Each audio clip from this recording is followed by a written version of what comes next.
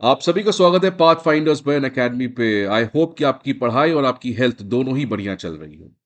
आज के सेशन में हम लोग बात करने वाले हैं ताइवान के बारे में। ताइवान का नाम आपने काफी महीनों से लगातार आप सुन रहे होंगे कि कैसे रीसेंट टाइम्स में चाइना का एग्रेशन बहुत कंट्रीज झेल रहे हैं, बट सबसे ज्यादा अगर कोई कंट्री या कोई एरिया चाइना का एग्रेशन झेल रहा है वो है ताइवान। इनफैक्ट लास्ट वीक क्या हुआ आपको पता होगा कि अभी तक का सबसे बड़ा मिलिट्री इंकर्जन चाइना के द्वारा किया गया over the Taiwan air space.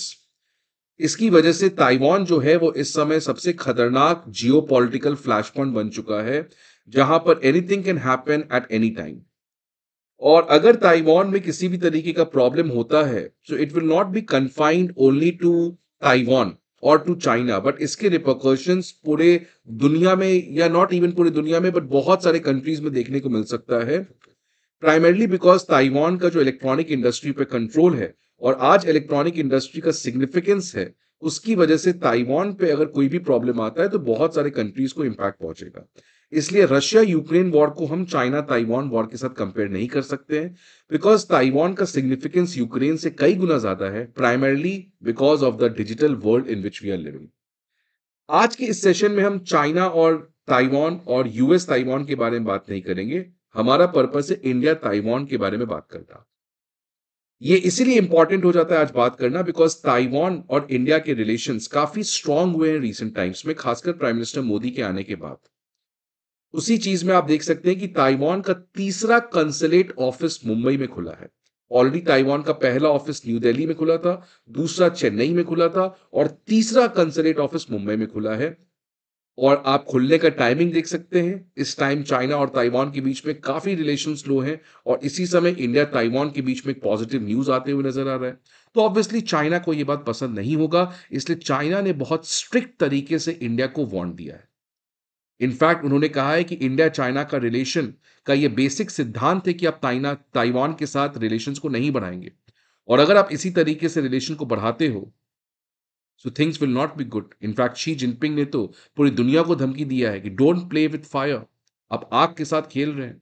अगर ताइवान के साथ आप इस तरीके से कुछ भी चीजें करेंगे, कोई भी country, then you can't imagine how much retaliation the China can do. ये शी जिनपिंग ने कहा है।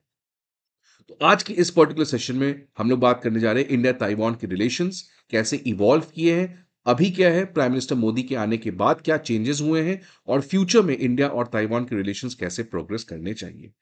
सो जरूर बने रहे। वीडियो अच्छा लगे तो लाइक जरूर करिएगा। आगे बढ़ने के पहले फ्रेंड्स एक इंपॉर्टेंट इन्फॉर्मेशन कि अनअकैडमी आईएएस जो है वो 20 अक्टूबर को 5 बजे शाम को वेबिनार कंडक्ट करने जा रहा है, जहां पे I will be teaching you the science of revision and the science of notes making. किसी भी एग्जामिनेशन में केवल पढ़ना जरूरी नहीं है, रिवीजन, बिकॉज जब तक आपके पास एक स्ट्रैटेजी नहीं होगा रिवीजन का, तब तक आप हमेशा भूलते रहोगे चीजों को। और साथ ही साथ नोट्स मेकिंग, कैसे हर एक नोट्स के बाद आपको पुराने नोट्स को कंसोलिडेट, छोटा करना होता है, स्मॉल करना होता है, कंसाइज करना होता है। ये दोनों चीज बहुत कॉम्प्लिकेटेड है।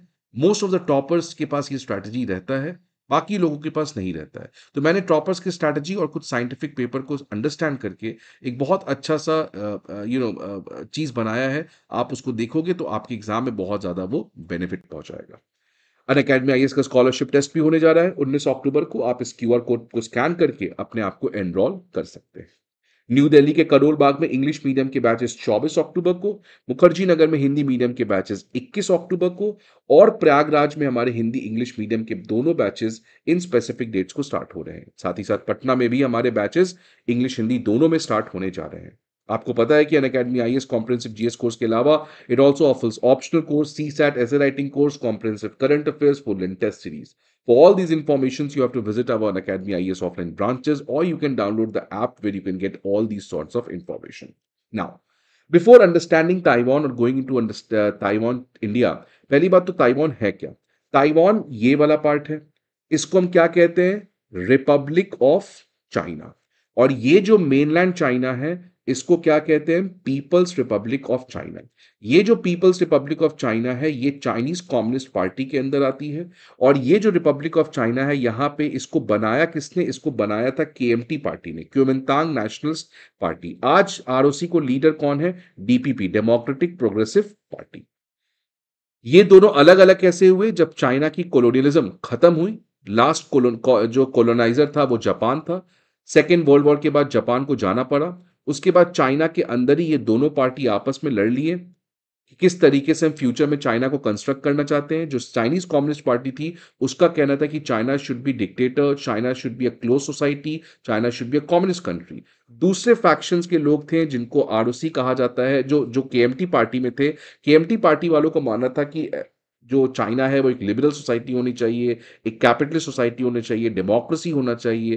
तो इन दोनों के बीच में एक सिविल वॉर हो गया। इस सिविल वॉर में चाइनीज कम्युनिस्ट पार्टी जीत गई और उन्होंने मेनलैंड चाइना को ऑक्यूपाई किया और वहां पे एस्टैब्लिश किया पीपल्स रिपब्लिक ऑफ चाइना। और जो केएमटी वाले लोग थे वो मेनलैंड चाइना से भाग के बगल में एक छोटे से आइलैंड में जाके एस्टैब्लिश किए और उन्होंने कहा कि we are the real China, और उन्होंने अपने चाइना को नाम दिया आरओसी, रिपब्लिक ऑफ चाइना। आज आरओसी के लीडिंग पार्टी कौन है? डेमोक्रेटिक प्रोग्रेसिव पार्टी, जो रिसेंट टाइम्स में काफी एक नई पार्टी उभर के आई है। अब रियल चाइना कौन है? पीआरसी है कि आरओसी है? ये सवाल खड़ा हो गया दुनिया के सामने। अमेरिका, जितने भी वेस्टर्न कंट्रीज थे, उन्होंने तो आरओसी को चुना real China because of liberalism, capitalism and other things. India in fact एक ऐसा नॉन कम्युनिस्ट कंट्री था, नॉन सोशलिस्ट कंट्री था, जिसने officially real China People's Republic of China को कंसिडर किया। राइट? ये आपको समझना बहुत जरूरी है कि ये इंडिया का एक तरीके से हिंदी चीनी भाई भाई के कॉन्टेक्स्ट में ये चीज किया गया था कि इंडिया ने तुरंत पीआरसी को as a real China accept किया था।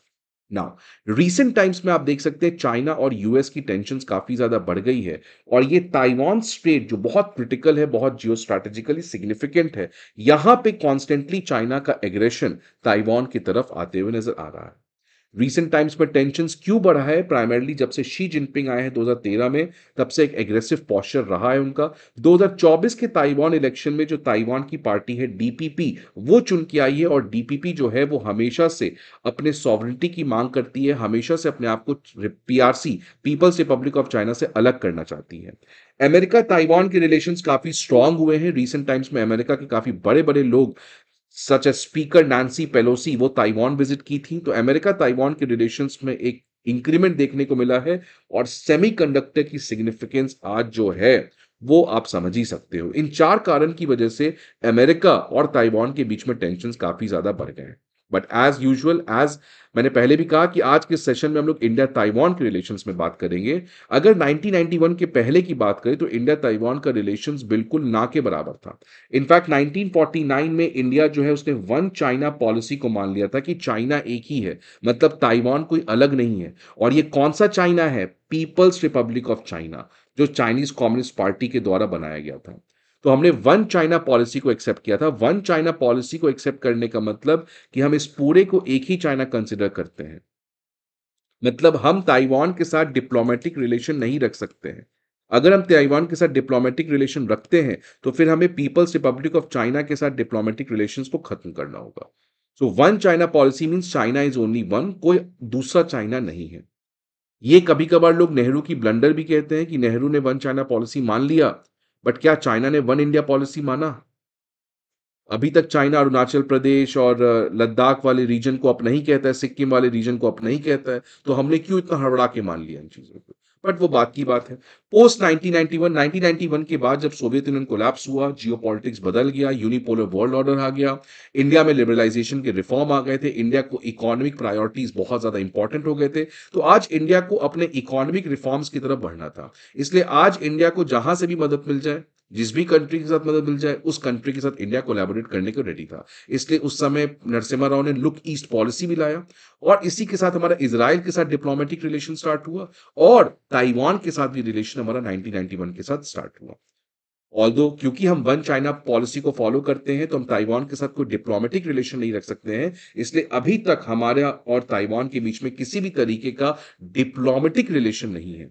But despite this things, India Taiwan के रिलेशंस काफी स्ट्रांग हुए हैं। आप देखिए कि डिप्लोमेटिक रिलेशन तो नहीं है, मतलब इंडिया ताइवान एक दूसरे कंट्री में एम्बेसी नहीं खुल सकता है, बट हमने उसका ऑल्टरनेटिव ढूंढा है, जहां पे इंडिया ने 1995 में अपना एक रिप्रेजेंटेटिव ऑफिस खोला ताइपी में, which is India Taipei association in Taipei, जिसमें एक सीनियर इंडियन डिप्लोमेट बैठते हैं, सिमिलरली जो ताइवान है, उन्होंने अपना रिप्रेजेंटेटिव ऑफिस खोला इंडिया में, which is the Taipei economic and cultural centre.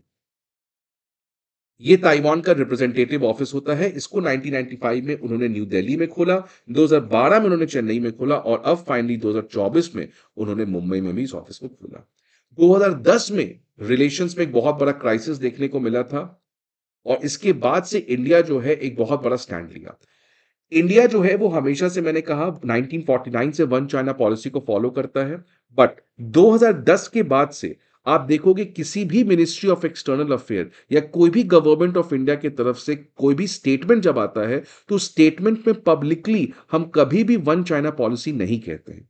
वो इसीलिए नहीं कहते हैं बिकॉज 2010 में चाइना ने स्टेपल वीजा इशू करने की बात की थी to the residents of Jammu and Kashmir and Arunachal Pradesh, जिसके बाद से इंडिया का एक बहुत कंसिस्टेंट स्टैंड है कि हम वन चाइना पॉलिसी फॉलो करते हैं, बट हम पब्लिकली इस चीज को कभी नहीं कहेंगे। This is a kind of a diplomatic message towards China कि अगर आप फर्दर प्रोवोक करते हो तो हम वन चाइना पॉलिसी मानने से भी मना कर देंगे। अभी तो हमने बोलना बंद किया है, कल को हम वन चाइना पॉलिसी मानने से भी मना कर देंगे।